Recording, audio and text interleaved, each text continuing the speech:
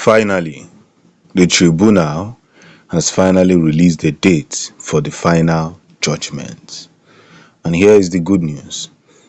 On Wednesday 6th, the Tribunal will be making the final judgment to decide if Tinubu is supposed to be the president, or Peter Obi won the election, or should they rerun the election. Tomorrow, everything will be unraveled. And I know that so many of us have been waiting for this very final moment.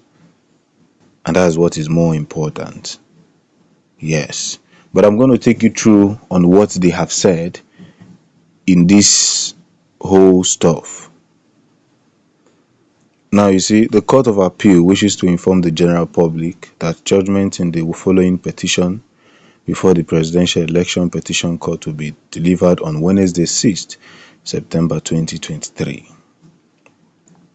CAPEPC 03-2023 between Mr. Peter Obi, Gregory Obi, and Ano vs. Independent National Electoral Commission of 3 Ors.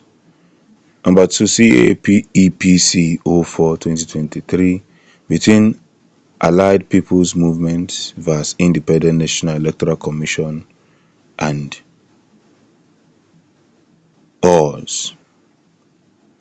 CAPEPC 05-2023 between Abubakar Atiku and Ano vs. Independent National Electoral Commission and 2 Ors.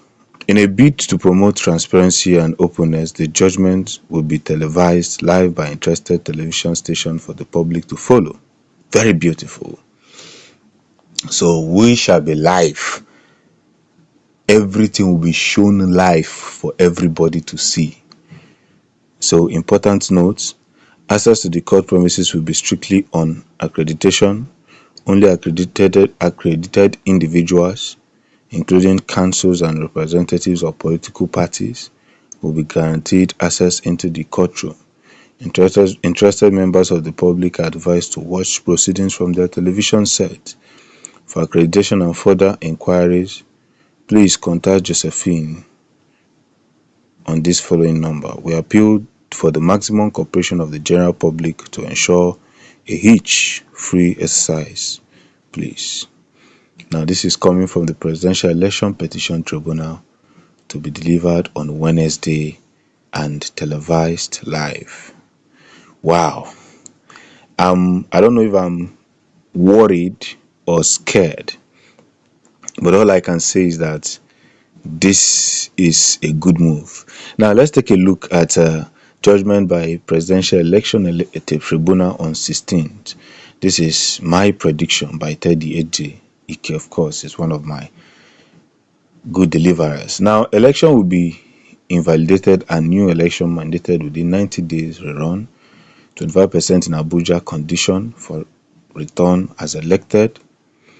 Masari withdrawal and replacement lapsed more than 14 days against the law. Now let's see number 1. Now, election will be invalidated and new election mandated within 90 days. This is just the truth. From the look of things, if they cannot announce Peter to be the winner of this very election, then therefore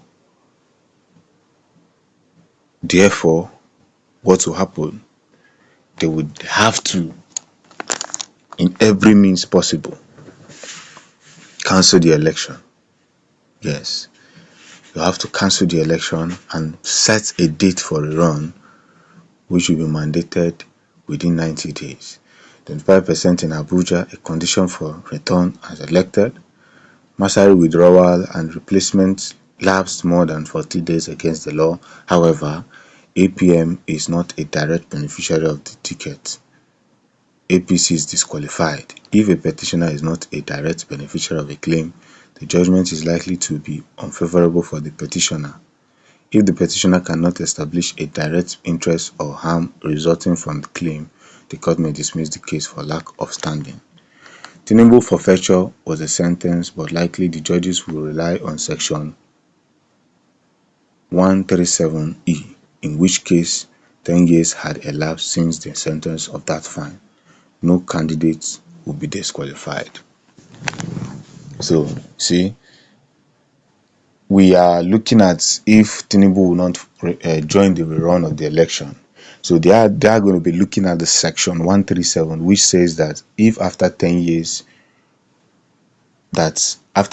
of you being sentenced or whatever for your crime, like somebody who is sentenced in, let's say in 2013 and this is 2023, that means any sentence you've had before, you have been forgiven. So that is what section 137E of the constitution says. So therefore, no candidates will be disqualified. Now, looking at the Tinubu and APC rerun strategy, we have the game has always been northwest, southwest, and northeast. That is 60% of actual voters, ceded 50% of headship of National Assembly to northwest, deprived NC of party chairmanship to northwest, and particularly to Kano to whittle down Kwankwasia movement.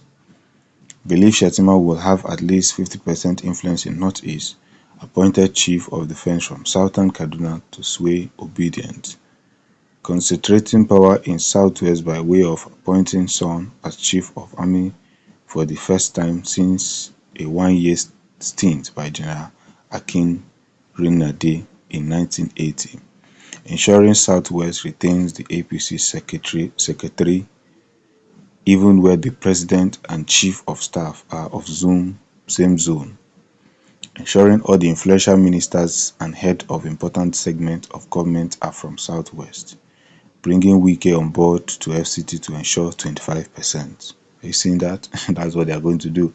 Meeting and pacifying Senator Yari recently to ensure that power faction in the Senate won't spoil things, lobbying many PDP members with appointments and promises to stay the course. So this is going to be his strategy. And of course, you know that Tinubu is very, very fast. No dispute. We should know that Tinubu is a very fast politician and he understands the game more than so many people. But hopefully, we hope that a drug lord and a Boko Haram sympathizer will not be our president. There's a big reason for that. If not because of what we are saying now, but for the future of our yet unborn children, there's a serious need for that. Being honest with you all, there is a serious need for that.